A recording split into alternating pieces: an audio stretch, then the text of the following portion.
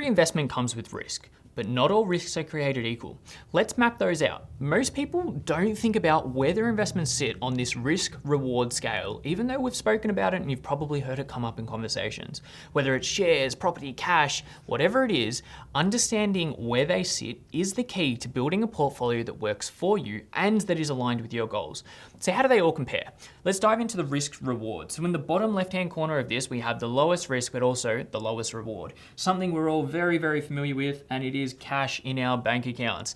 Now, the cash in a bank account is going to be guaranteed by the government up to a rate of around $250,000, but the reward on this type of money, it's just the interest, and we all know what the interest rates are like. Moving up the risk-reward scale, we have what is known as fixed interest securities. This is going to be things like term deposits or government bonds or bonds that you can purchase in a company as well. Again, these are elements where they give you a set amount of income, but you don't expect too much in the way of growth in this investment. Let's take things up a notch. Now we're going to start to talk about the growth-orientated investments. So higher risk, higher reward.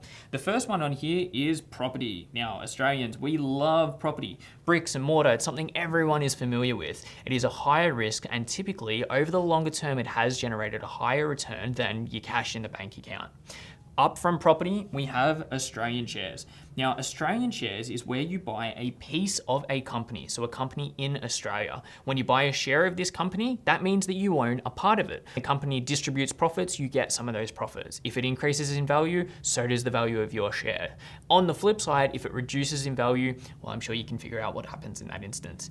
Now, the lucky last one we've got on this graph here is international shares. Now, the reason that international shares are separated from Australian shares is one major thing. We have an extra level of risk to play with. It is known as foreign exchange risk. That means that when we buy Australian shares, we use the Aussie dollar, which is how we get all our income paid. But if we're buying international shares, we need whatever currency is required to purchase those shares. And the exchange rate changes every single day. So we've got that extra risk to pay off.